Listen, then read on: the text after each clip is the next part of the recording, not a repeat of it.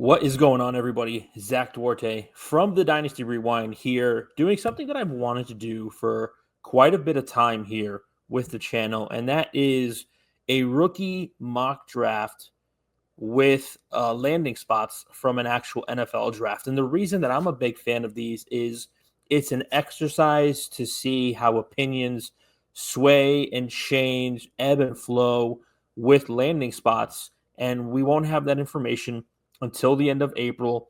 But as we're gearing towards our rookie drafts, I just think that this is such an excellent practice in different scenarios, just to get your minds thinking a little bit. Do we want to trade up? Do we want to move back?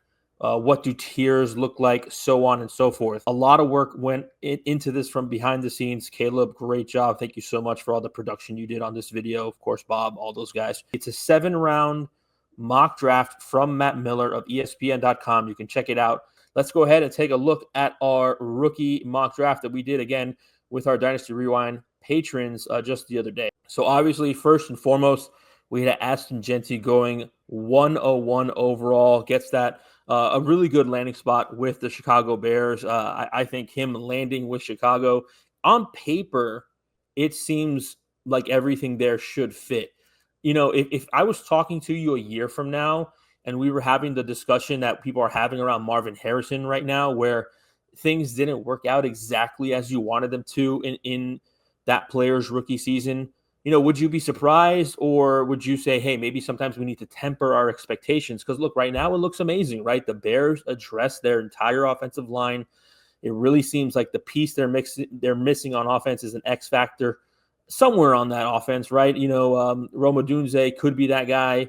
DJ Moore, I wouldn't call him an X factor. I'd call him a very good NFL player and great for our fantasy teams. Cole Kmet, just a nice player, but they're missing that creme de la creme piece on the offense. So Ashton Jeanty would be beautiful there. It's an amazing landing spot on paper, but things could not work out in real life. I just want to plant that seed in people's head, right? Because not everything is going to go according to plan just because players get nice and interesting landing spots in mock drafts and in the real NFL draft coming up in just a couple of weeks. So we had Cam Ward go 102, I'm coming around to this. I'm coming around to Cam Ward as my 102, especially if I need a quarterback. This is a Superflex league, by the way. I should have given that information out. This is a Superflex full PPR non-tight end premium rookie mock draft. So no premium on tight ends, but still a full PPR for the tight ends and the wide receivers and running backs as well. So I'm really coming around to Cam Ward being the 102 in most of my drafts if I need a quarterback. And even if I am a dynasty player that likes to have 3 quarterbacks on my rosters that I can depend on to start on a week in and week out basis. And that if I don't have that, or if I'm looking to get a higher ceiling, I do believe in Cam Ward. I am a University of Miami Hurricanes fan, so I got to watch him up close and personal just a year ago. But I actually do believe in Cam Ward, his talent, what he has brought to the Miami Hurricanes last year. We've seen his progression all the way from Incarnate Word to Washington State, then to Miami, a Heisman finalist, and now most likely the first overall pick in the NFL draft. So for me, rookie mock drafts are ending up just like this draft is going thus far. Then we have Omarion Hampton, 103. He does get a nice landing spot with the Los Angeles Chargers. Najee Harris is there for a year. There's nothing to say that Najee Harris wouldn't be brought back for another year or two after this year. Who knows? But, the talent and the landing spot there of Omarion Hampton going to the Chargers is definitely a spot that's going to make fantasy players very excited, chomping at the bit to draft Omarion Hampton 103. So far, this draft is pretty much chalk. It's very common, and so you could chalk that up to not to use that word again, but you could chalk that up to the talent of these players. But the landing spots do matter. The landing spots do matter in these situations. And so let's get into some more. 104, we had Travion Henderson. Henderson goes to the Raiders at 37. Not a lot of competition there. They did bring in Raheem Mostert. They still have Zamir White. Sincere McCormick did look pretty good there at the end of last season, but there's nobody that would really scare you off from drafting Travion Henderson. To me, I think I would rather have Travion Henderson in this situation over Amari and Hampton. I think talent-wise, it's not that far apart. I do think Amari and Hampton's a little bit better than Travion Henderson, but the landing spot of Vegas, landing with Pete Carroll, who is notorious for wanting to run the ball, have a very physical style of play, and not having a Najee Harris there, to me, that would make Travion Henderson a little bit more attractive than Amari and Hampton, but no harm, no foul in the way that this draft has gone so far. At 105, we have Tetaroa McMillan, who does go top 10 overall. If you've seen some mock drafts lately, you've seen Tet McMillan really dropping to the later half of the first round. No idea how that's actually going to go, but just for this practice, he goes here to the Raiders. So another good landing spot. You have two Raiders players going back-to-back here in this rookie mock draft. The second-round pick, Travion Henderson, goes at 104, and then Tet McMillan, the first wide receiver off the board, at 105.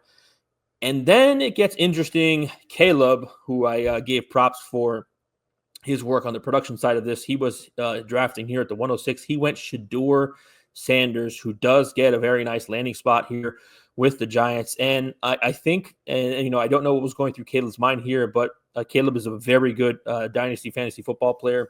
He's in our Patrons and Rewinders League. I think that the expectation here is Shedeur would sit for a year at least, sit behind Russell Wilson. That's a front office and a head coach that are desperately trying to save their job, but also having that olive branch of, well, we have this quarterback coming in that we drafted third overall, gives them that, hopefully, that leeway to save their jobs if things go awry with Russell Wilson. It could be a situation where he comes in maybe like a Michael Penix, and he comes in at the last month of the season, and you get to see Shedeur run that offense towards the end of the season. But if I'm drafting Shedeur Sanders, and if he does land at the Giants, it's a landing spot that would make me very interested, especially with the third overall draft capital. I would be expecting him to not be a contributing dynasty player for the first year, or at least the first 10, 12 weeks of the season on my dynasty rosters. 107, we had the first tight end come off the board. Again, not a tight end premium league, but we did have Tyler Warren come off the board, and he does get a very primo landing spot going to the Dallas Cowboys. Not much to say here. I mean, there is CeeDee Lamb's there, but I don't think I think Tyler Warren is obviously the 2 or maybe even the 1B in terms of that offense. Tyler Warren is a very a gadgety player that you can do different things with. You don't necessarily have to just have him run routes. You can have him carry the ball. He's thrown the ball. We've seen all kinds of different things on Tyler Warren's film. And so it's a very, very good spot to be in when he's being drafted by the Cowboys at 12 overall. You would expect him to be a major factor in that offense moving forward under Brian Schottenheimer. At 108, Travis Hunter gets selected. He was drafted 4th overall in Matt Miller's mock to the New England Patriots here, and the expectation with the Patriots is that he is going to be a full-time wide receiver, possibly get snaps at the cornerback position.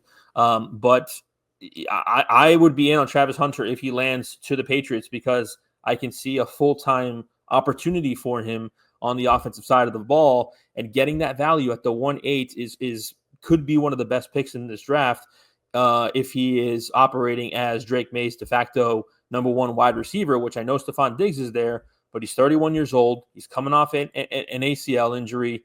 I just don't think that Stephon Diggs is the future of that offense. I think anybody with a half a brain would tell you that Travis Hunter is the wide receiver 1 for the New England Patriots on week 1 this season, even with Stephon Diggs there.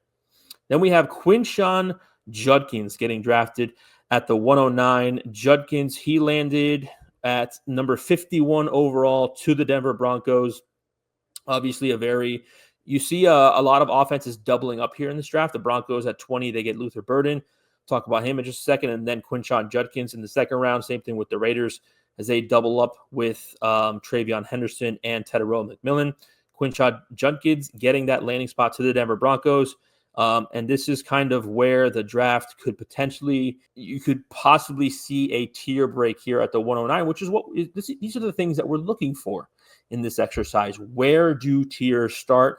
Where do tiers end? So you can know, depending on landing spots, do you need to move up to, the back half of the first round, or can you move out of the back half of the first round into the early second round and still capitalize on some value while picking up some other assets in your rookie drafts? And then we get to me. I was picking at the 110 in this rookie mock draft, and I knew as soon as Quinshawn Judkins was taken at 110 that to me, this is a tier break. And I wanted the quarterback that landed in Sean McVay's system, Jackson Dart, the quarterback 3 in this draft, going in the first round to the Rams at 26 overall.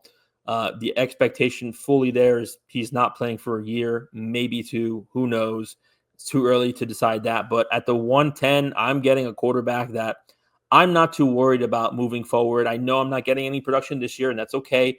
If I'm drafting at the 110, I'm most likely a championship team. I can maybe afford to eat no production coming out of my first round pick. Who knows? The argument could be made the other way. Hey, you're right there. You just need another piece. But the value of getting Sean McVay's quarterback in this draft at 110 was just too juicy for me to pass up on. So I went with Jackson Dart at 110. Let me know in the comments. Was that a reach with these landing spots? Where does Jackson Dart go? I felt good about it. And there wasn't a whole uproar in the chat room either when this happened, which made me feel like people agree with my selection there. I'm going to go a little bit faster with some of these selections here. At the 111, we did have Matthew Golden. He went 18 overall to the Seahawks. That seems to be the landing spot du jour for Matthew Golden in a lot of mock drafts. So he goes 111. Luther Burden, I like this pick. At 112, he went to the Denver Broncos with the 20th overall pick. And then you had Caleb Johnson to kick off the second round as he was selected. Another double up here in this mock draft by Matt Miller. As the Cowboys at 12, they went Tyler Warren. Then at 44, they go Caleb Johnson. This, to me, would make Caleb Johnson, I would say, my running back 4 here. I would like Caleb Johnson probably over Quinshawn Judkins, who landed with the Broncos at 51. I would have him as my running back 4 if he landed with the Cowboys, and I'd be very excited about his opportunity in that offense. The Cowboys have always been an offense that has thrived through the running game and then the passing game complementing the run game after that as well. So, I mean, this is one of my favorite landing spots. I'm not the biggest Caleb Johnson fan, but, when you look at Caleb Johnson's film, a lot of his runs are just gaping holes from that Iowa offensive line. And I could see, obviously, not that kind of gaping hole, but it just wide open lanes for him to run through in that offense under Brian Schottenheimer. At 2-2, we had Emeka Egbuka, who fell to the second round. I'm seeing this a lot in mock drafts now. Emeka Egbuka dropping to the second round. Another team that doubled up, the Giants. They get Shedeur Sanders at number 3 overall. Emeka Egbuka, the compliment there to Malik Neighbors. There's no doubt about it. He's the wide receiver 2 in that offense. And I think that's the ceiling that you should safely project for an Emeka Egbuka, being a wide receiver 2. And I would be excited about that opportunity as well, with him landing with Shedeur and Malik Neighbors. Hopefully Brian Daboll is the coach for that offense moving forward. Who knows? Things could change. But another landing spot that is, I would call it dynasty friendly. At 2-3, we have the tight end 2 coming off the board. Colston Loveland, he gets the Colts landing spot that we have seen ad nauseum throughout a lot of NFL mock drafts. I get this pick. I understand, just because might be a potential tier break coming here as well. But I'm just not excited about that Colts landing spot because they just don't really feature pass catchers in that offense as much. Last year, 0 Indianapolis Colts tight ends with over 200 yards. That would change with Colston Loveland, but not a landing spot that I'm super excited about. Let me know in the comments, does Colston Loveland or any tight end to the Colts do it for you? At the 2-4, we have Dylan Sampson, a running back that is one of my favorites on film. Hard to really project that Tennessee offense into the NFL. Don't know if you noticed, but we've had a lot of very good college football players go through that system and be completely irrelevant when it comes to the NFL, a la Jalen Hyatt, a la Hendon Hooker, a la Jalen Wright last year with my Miami Dolphins. That's 3 players in 3 seasons that have done nothing, that were incredibly hyped because of their college production, but that it's not an NFL-friendly system that players come through. So what are you doing with Dylan Sampson? Let me know in the comments. I do like Dylan Sampson's film. But for me, he's very, very landing spot dependent, and I love this landing spot here. He goes to the Cleveland Browns. Kevin Stefanski, I think 2-time coach of the year. They're dying for a running back to come in there and be a focal point of that ground attack.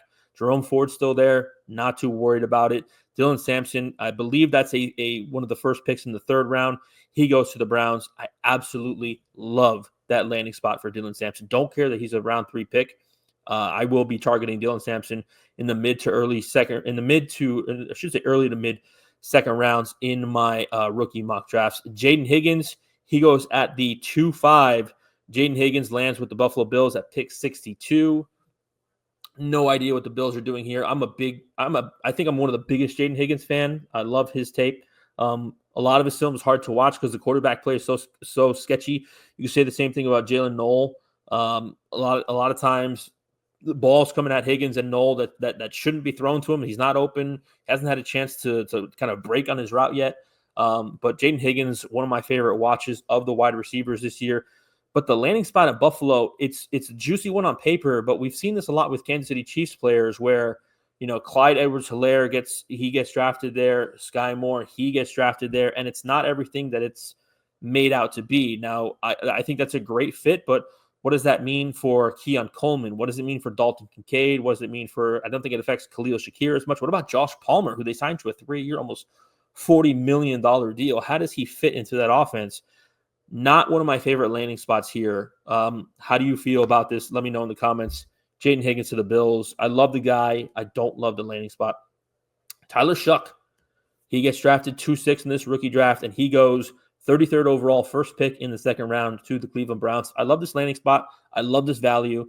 I will be targeting Tyler Shuck in the second rounds of my rookie drafts if he goes here. If he goes anywhere in the early second or late first, I will be targeting him. It's just great value. Whether or not you believe in the player, we're playing a value game at the end of the day, especially in the second round of you're not looking for it'd be great to get a starter with all your second round picks, but you're kind of shooting for the ceiling here at this point. And Tyler Shuck going to get an opportunity again, a Kevin Stefanski offense. That's an offense I want my quarterbacks to be in because he knows what to do with quarterbacks not named Deshaun Watson. So Tyler Shuck landing to the Browns, getting drafted at 2-6, another one of my favorite landing spots and players here. At the 2-7, Jalen Noel. We just talked about Jaden Higgins. Jalen Noel actually got drafted in Matt Miller's mock draft before Jaden Higgins to the Cardinals at number 47. He would obviously be the complementary wide receiver to Marvin Harrison Jr. there. Then you've got a very interesting wide receiver room of Marvin Harrison Jr., Jalen Noel, and then Michael Wilson / Greg Dortch, and then, of course, Trey McBride in there. It seems like a good landing spot, but does he kind of get lost in the fray there amongst the targets that are going to go to Trey McBride and to Marvin Harrison? Obviously, Jalen Noel is the third option in that passing attack, but it's not a bad landing spot. At the 2-8, we had another quarterback off the board here, Jalen Milroe. You're going to have to go all the way to the third round of Matt Miller's mock draft, where he is the sixth quarterback taken off the board in this mock draft to the Pittsburgh Steelers at number 83. Weird fit. I think they're just drafting the athleticism there. When you think of Pittsburgh, you don't really think of Jalen Milroe, although, the intangibles about Jalen Milroe, they're all great. Like everybody that has interviewed him has amazing things to say. Nick Saban will praise Jalen Milroe until he's blue in the face.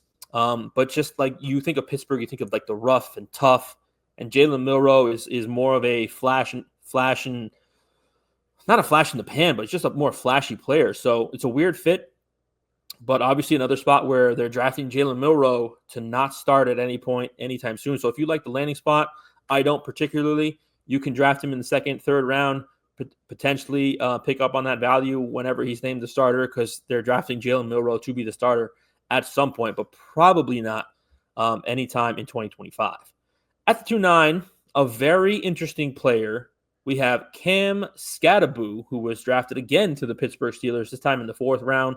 He was the 8th running back taken in this draft. He went 123rd, fourth round pick to the Steelers. This is exactly what I was talking about with Jalen Milroe. Cam Skattebo is a Pittsburgh Steeler through and through. Like the physical nature of his play is exactly what you think of when you think the Pittsburgh Steelers. So I think this is a really good fit. Very interesting pick here with some of the names still left on the board, especially wide receivers taken in day 2 we're going to talk about in just a second. But the fit is there, right? Jaylen Warren, a player that they've come out and said he's starter material. That's a weird way to put it. Why don't you just say he's a starter as opposed to starter material? Makes me think they want to bring somebody in to potentially take the starting reps there. But Cam Scatterbo and the Pittsburgh Steelers, I mean, what a pairing between those two. At the 210, we have Trey Harris. He gets drafted to the Los Angeles Chargers, another doubling up of a team with their fantasy positions. They drafted Amari Hampton in the first round and then Trey Harris in the second round. He's the 6th wide receiver taken in this draft. He goes to the Chargers. They obviously have a need for an X kind of wide receiver, although they did bring in Mike Williams this offseason. Quentin Johnson is still there, but he's not good at football. We've seen that for 2 years now. And Ladd McConkey is he can play all over the place, but he's not going to line up so much at the X position. And Trey Harris is absolutely that. You look at his film, and a lot of Trey Harris is all downfield. Herbert is the kind of quarterback that can get him the ball. So this, to me, is a very interesting landing spot. I haven't been the biggest Trey Harris fan, but if he lands in Los Angeles with the Chargers, it's a spot that would make me probably want to draft him a little bit higher than I had wanted to before a landing spot like that. At 211, Alec Ayomanor, actually one of my favorite players a year ago coming into this process. I loved Ayomanor's film. It was really hard to watch his 2024 tape. The team was just so bad. And it was Alec Ayomanor or bust on that offense. He goes to the Patriots with the 69th pick in round number 3. Would be funny if Rob Gronkowski was there to announce that pick. Who knows? We'll see. To me, I don't think this is something that interests me too much. Plus, we did have Travis Hunter go in this draft to the Patriots at number 4. Then, of course, Stephon Diggs in the offseason. I still believe in Jalen Polk. I think he was put in a terrible position by the coaching staff last year. Javon Baker's still there. Matt Collins is there. Demario Douglas is there. I think this is a situation. I think it's a wasted draft pick, with all due respect. I would not be touching Alec Ayomanor to the Patriots here at 211. I love the player. I do not love this landing spot. I think he just gets lost in the fold. And then to wrap up the second round, we have Jalen Royals, who went 71st overall to the Saints, 10th wide receiver selected in this draft, third round pick by the Saints here. Obviously, they're looking for somebody to complement Chris Olave. They bring in Jalen Royals. He, on paper, would be a fantastic wide receiver too. Of course, you still have they did bring in Brandon Cooks, and they do have Rashid Shaheed. All 3 players there that are on the Saints that aren't Jalen Royals are injury prone. Olave with the concussions. Shaheed had a major injury last year, and then Brandon Cooks, he had concussion issues earlier on in his career, but missed a lot of time last year. 31 years old, older wide receiver. So they bring in a wide receiver in this draft. Good landing spot. Love the pick. Great value here at the end of the second round to get Jalen Royals, who probably has a good opportunity to be fantasy relevant with the Saints. As we get into round 3 here, something I did notice in Matt Miller's mock draft, again, you could check out some of the landing spots here on the screen, is that as we got to day 3, I just wasn't interested in a lot of these landing spots. A couple here and there, sure, but if things were to happen like this, the third round really for me and the fourth round turn into go get your guy territory. If some of these players landed in other situations, I'd be more excited about them. But this practice, again, is to see, what players land where. Are we excited? Are we trying to go up and get these guys? Or am I just trying to go and get my guy? 3-1, we have Bayshaw Tootin. He went to the Chiefs, 41st, 133rd overall, 4th round pick. Doesn't excite me. Isaiah Pacheco's still there. They brought back Kareem Hunt. They brought in Elijah Mitchell. Bayshaw Tootin just seems like a good player that gets a great landing spot, and I'm just not trying to do that with my third round picks. He's just not a guy for me. But hey, if that's what you're going for, then go for it. Like I said, it's go get your guy. We have Harold Fannin. He goes to the Bengals at 119. He went third round, second pick here. I think that's the tight end 3 off the board, if I'm not mistaken. But I do understand this pick. Harold Fannin, a very, very interesting prospect on film, just absolutely dominated teams. Even against Penn State, he was dominant last year. It's a great landing spot, even though he's probably behind Mike Gesicki. But I haven't studied the Mike Gesicki contract, but I don't think it's anything where they're beholden to him after this year. I mean, I'm sure they'll have some dead money if they want to move off of him in 2026. I don't know that for sure, but I can't imagine Mike Gesicki got an amazing contract that would handcuff the Bengals in 2026. So Harold Fannin, third round pick, go for it, man. Devin Neal, he gets drafted with the third pick in the third round. Devin Neal, he landed to the Bills here. Looks like a fifth round pick, maybe fourth round pick to the Bills. 133 overall. There it is. And yeah, I mean, not a guy I'll be going after there. I really liked Ray Davis coming out last year. Thought it was a nice little landing spot for him. Isaiah Bond taken next at the 3-4. He landed 74th overall to the Carolina Panthers. Not a landing spot that gets me super excited. The Carolina Panthers, what they really need is an alpha wide receiver. They have a bunch of okay wide receivers, and Isaiah Bond's film just wasn't anything that interested me. He just got lost too many times. You watch the film, and sometimes you don't even feel Isaiah Bond's presence on film outside of his speed. So just not a player I'm super interested in, and this is not a landing spot I love. I think they have better wide receivers there already. Jalen Coker, Xavier Legette, Adam Thielen. They need an alpha wide receiver. Isaiah Bond's not that. Just not a player that I'm particularly touching. Let me know in the comments. Am I right? Am I wrong? Do you agree, disagree? Tell me why. Elijah Arroyo, 3-5. He gets a pretty interesting landing spot here. He goes to the Eagles with the 64th pick, the end of the second round. You know, you've heard some buzz about them wanting to move off Dallas Goedert. They can probably do that after 2025 with not too much of a penalty towards their salary cap. Elijah Arroyo, a player that I got to see a lot, does have a lot of injury concerns, but athletically, he's a freak and a player that could slot right into the tight end one position for the Eagles in a year or two if they move off Dallas Goedert. Love the value of the tight ends here. I was coming up at the 310, and I was keeping my eye on these tight ends, and they both went off the board because then we had Mason Taylor at 3-6, and he got great draft capital, a great landing spot. I'm surprised he fell this far.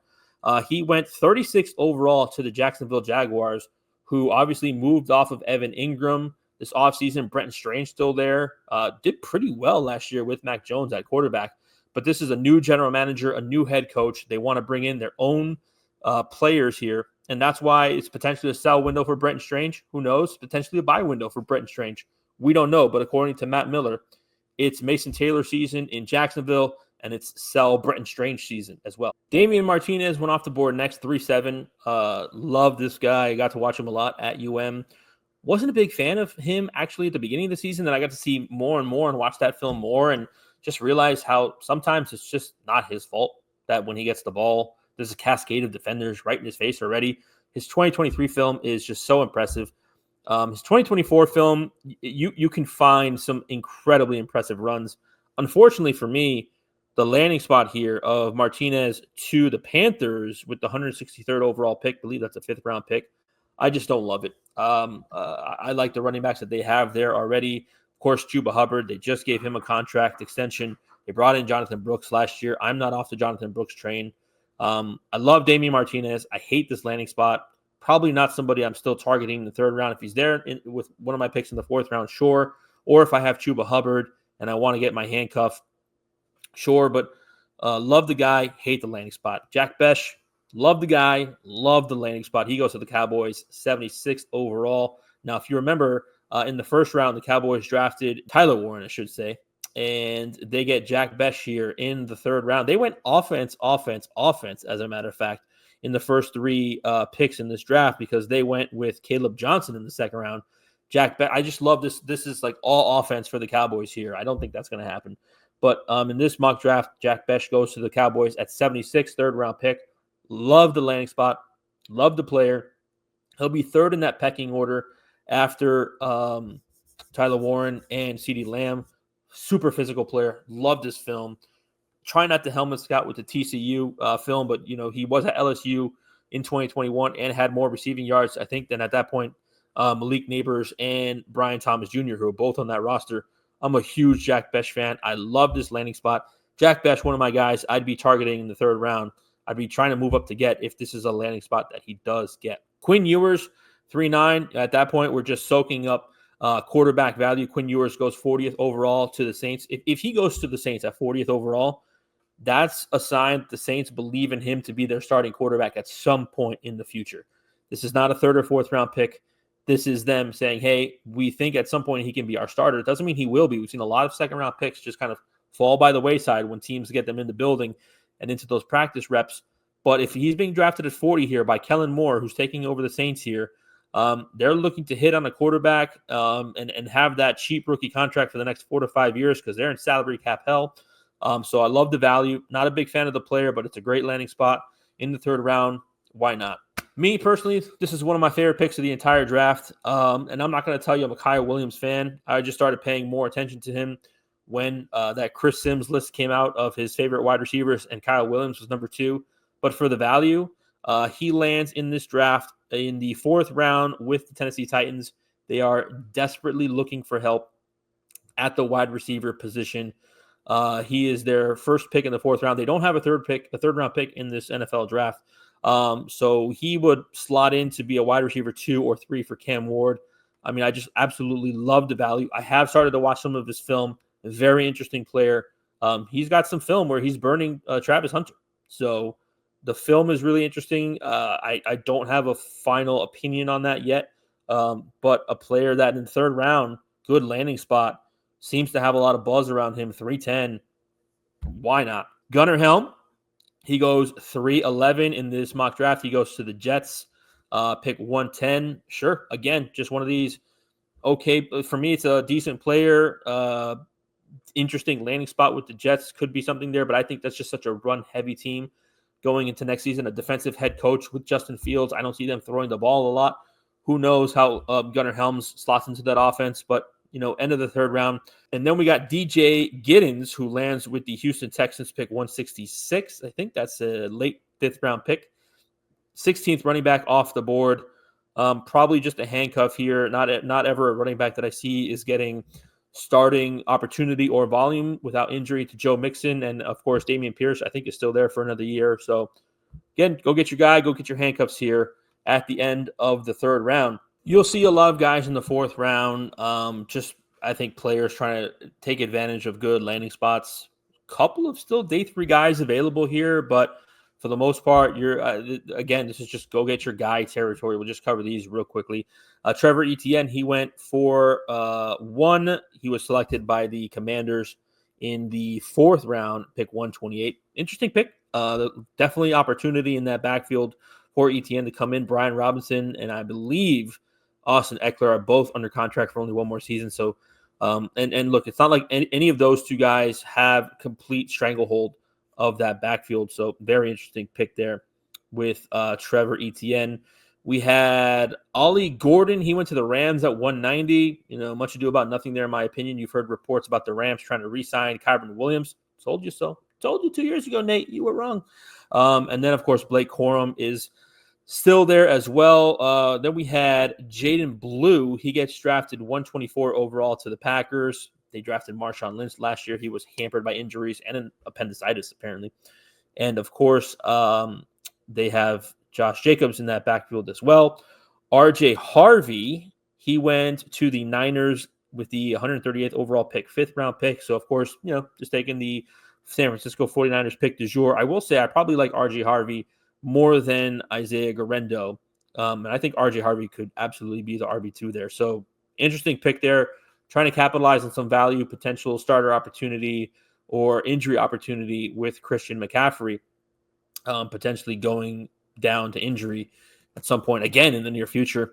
At the 4-5, our first quarterback of the 4th round, Dylan Gabriel. He goes to the Seahawks, 175th overall. I think that's a 5th round pick.